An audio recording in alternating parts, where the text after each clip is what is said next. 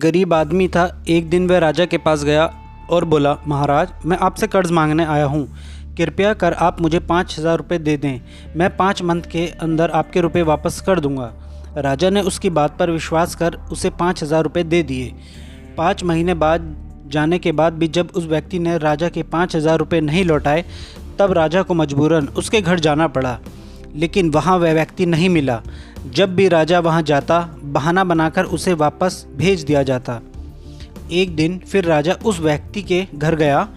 वहाँ और कोई तो नहीं दिखा, एक छोटी लड़की बैठी थी। राजा ने उसी से पूछा, तुम्हारे पिताजी कहाँ हैं? लड़की बोली, पिताजी स्वर्ग का पानी रोकने गए हैं। राजा ने फिर पूछा, तुम्हारा भाई कहाँ है? लड़की बोली, बिना झगड़ा के झगड़ा करने गए हैं। राजा के समझ में एक भी बात नहीं आ रही थी, इसलिए वह फिर पूछता है, तुम्हारी माँ कहाँ है?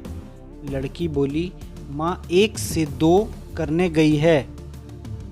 राजा उसके इन उल जुलूल जवाब से खींच गया। वह गुस्से में पूछता है, और तुम यहाँ बैठी क्या कर रही हो? लड़की हंसकर बोली, मैं घर बैठी संसार देख रही हूँ। राजा समझ गया कि लड़की उसकी किसी भी बात का सीधा जवाब नहीं देगी, इसलिए उसे अब इससे इन बातों का मतलब जानने के लिए प्यार से बतियाना पड़ेगा।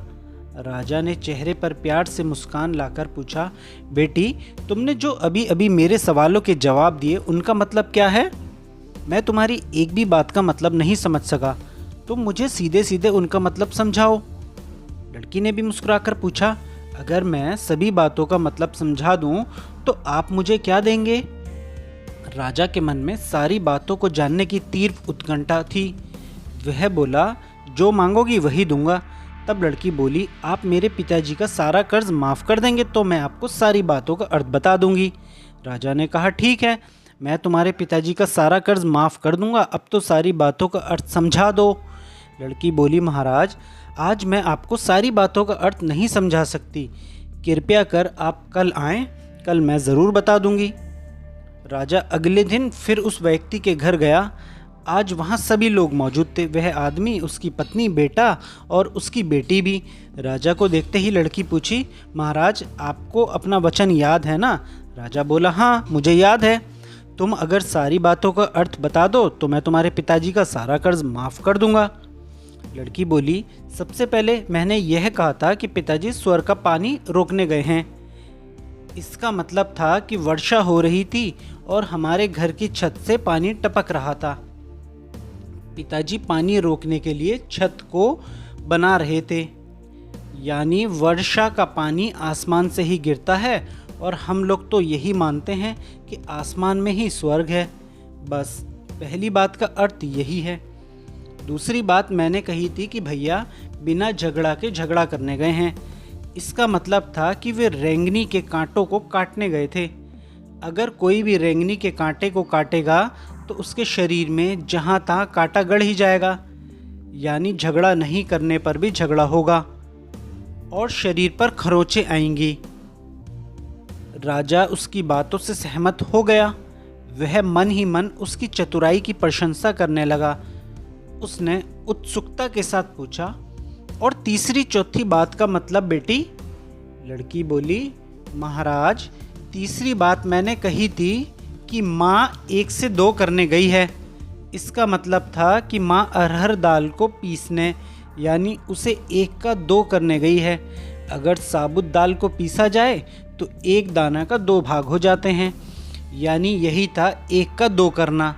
रही चौथी बात, तो उस समय मैं भात बना रही थी और उसमें से एक चावल निकलकर देख रही थी कि भात पूरी तरह पका है कि नहीं। इसका मतलब है कि मैं एक चावल देखकर ही जान जाती कि पूरा चावल पका है कि नहीं, अर्थात चावल के संसार को मैं घर बैठे देख रही थी। यह कहकर लड़की चुप हो गई। राजा सारी बातों का अर्थ जान चुका था। उसे लड़की की बुद्धिमानी भरी बातों में आश्चर्य में डाल दिया था। फिर राजा ने कहा, बेटी, तुम तो बहुत चतुर हो, पर एक बात समझ में नहीं आई कि ये सारी बातें तुम मुझे कल भी बता सकती थी, फिर तुमने मुझे आज क्यों बुलाया? लड़की हंसकर बोली, मैं तो बता ही चुकी हूँ कि कल जब आप आए थे तो मैं भात बना रही थी। अगर मैं आपको अपनी बातों का मतलब समझाने लगती तो भात गीला हो जाता या जल जाता, तो माँ मुझे ज़रूर पीटती फिर घर में कल कोई भी नहीं था।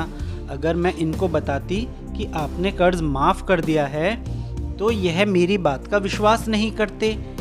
आज स्वयं आपके मुंह से सुनकर कि आपने कर्ज माफ़ कर दिया है, जहां इन्हें इसका विश्वास हो जाएगा वहीं खुशी भी होगी। राजा लड़की की बात सुनकर बहुत ही प्रसन्न हुआ। उसने अपने गले से मोतियों की माला निकाल उसे देते हुए कहा, बेटी यह लो अपनी चतुराई का पुरस्कार। तुम्हारे पिताजी का कर्ज तो मैं माफ़ कर ही चुका हूँ। अब तुम्हें या तुम्हारे घर वालों को मुझसे बहाना नहीं बनाना पड़ेगा। अब तुम लोग निश्चित होकर रहो।